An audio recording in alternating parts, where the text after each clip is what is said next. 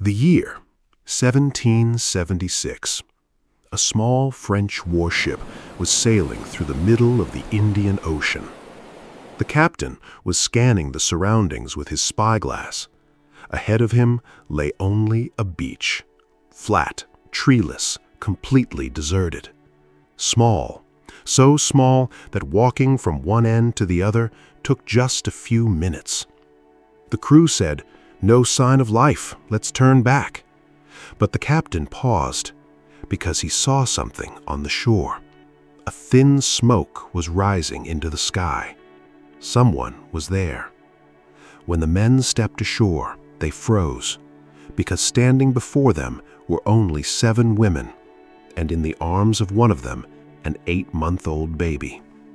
These 7 people had been living on that island for 15 years, on that tiny beach where not even a tree grew, where storms swept everything away, where the sun scorched the earth. So how? And here's the real question. Who left them there? Why did no one come for 15 years?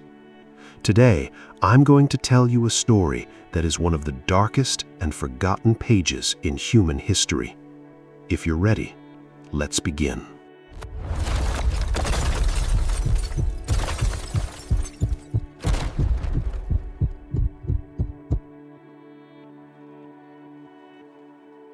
The year 1761.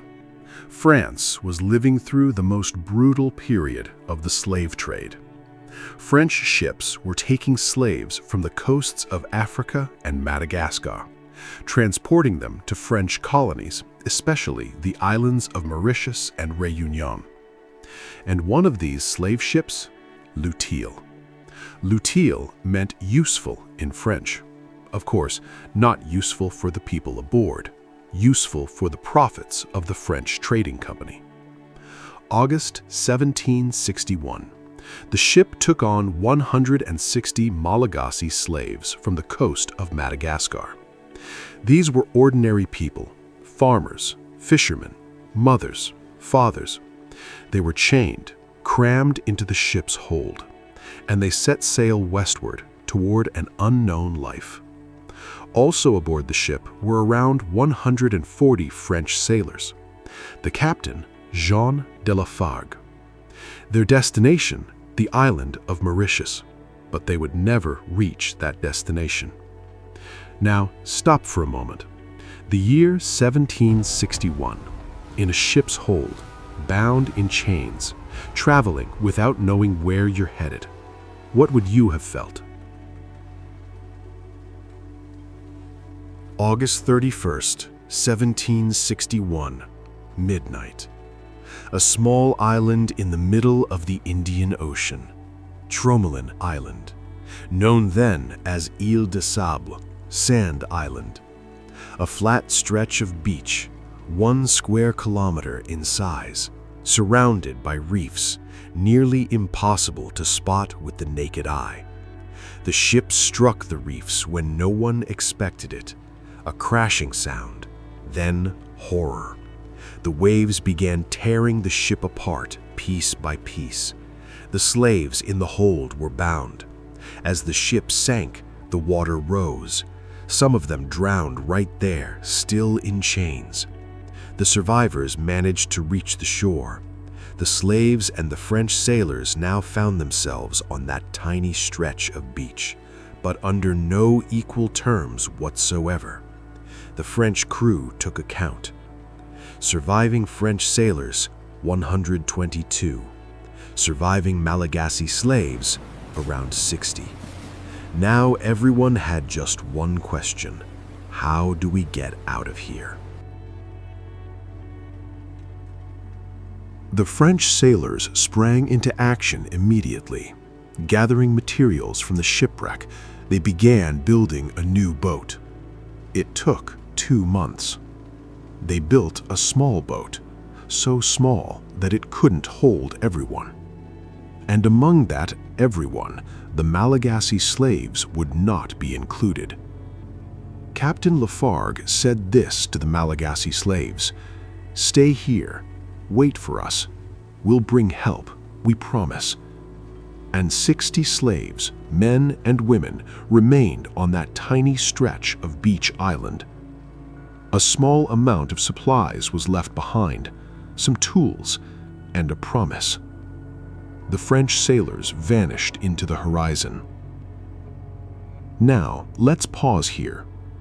60 people, 1 square kilometer of sand, no trees, no source of fresh water, no shelter, just the sun, the wind, the ocean, and a promise: we'll bring help.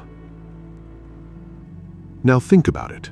Would you have believed that the people who left you there would come back? Or would you have looked at that horizon and felt that everything was over? What would you have done?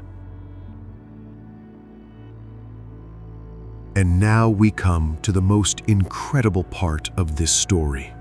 Those 60 people learned to survive on Tromelin Island from nothing. Food. The island was a nesting ground for thousands of seabirds. They caught the birds, they gathered their eggs. Sea turtles came ashore to lay their eggs, they hunted them. Fish, crabs, whatever they could find. Water. There was no source of fresh water. They collected rainwater, they used turtle shells as containers. Shelter. They built a small shelter from wood salvaged from the shipwreck. They stacked coral stones on top of one another. As the years passed, this structure grew sturdier. Fire.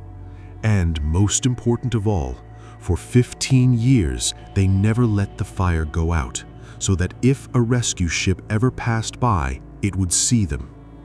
Every day, every night, someone kept watch by the fire, scanning the horizon. But the years went by, and people died one by one. The men were the first to go. The island was merciless on the human body. The sun, the salt, hunger, disease. The men wasted away faster. When the French ship arrived in 1776, of the original 60, only 7 women and a baby remained. Now I have to tell you a fact that will make you very angry. After leaving the island in 1761, the French sailors reached Mauritius, and they reported the situation to the authorities. The governor of Mauritius wanted to send a rescue ship, but it was prevented by bad weather conditions. And then other priorities came up: wars, political turmoil, bureaucratic matters. In 1762, a ship was sent. It couldn't reach the island, a storm. In 1773, another ship, another storm. It turned back again. For 15 years, the people on Tromelin Island waited. And for 15 years, France was busy with other things. Think about it. These people were slaves. They weren't regarded as human beings, and so waiting 15 years was deemed acceptable. Until 1776. Commander Jacques-Marie Boudin de Tromelin reached the island aboard the ship La Dauphine, and he saw the smoke rising from the shore.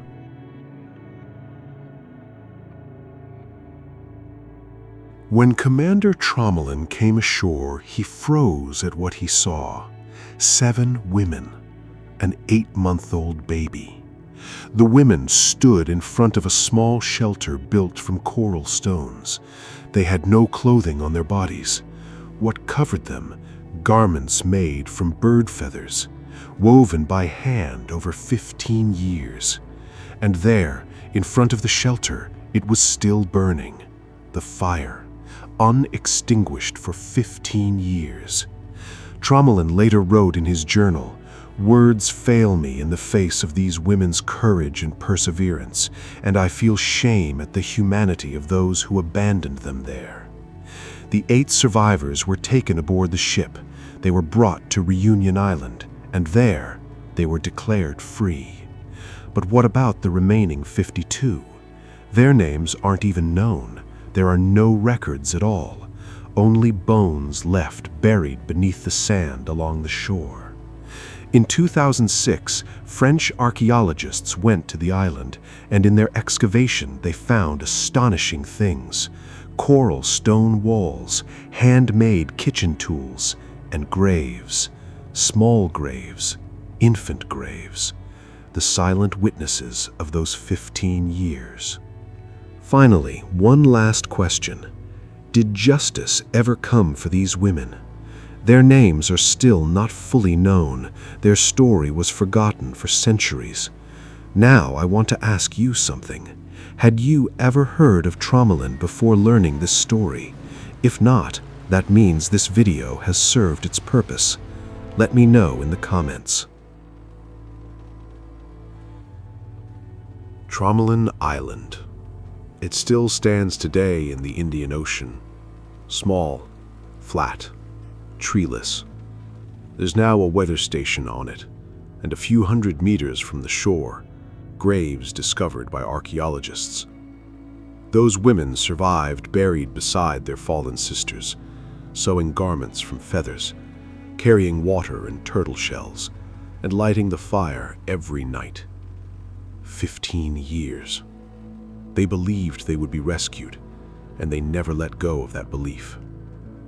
This story tells us something. Humanity can sometimes display its greatest cruelty and its greatest courage at the very same time. The system that created Luteal, cruelty.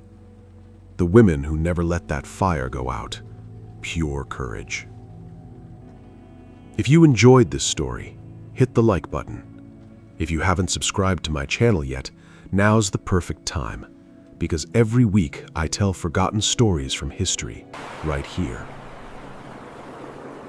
It was something out of a movie, but it was real.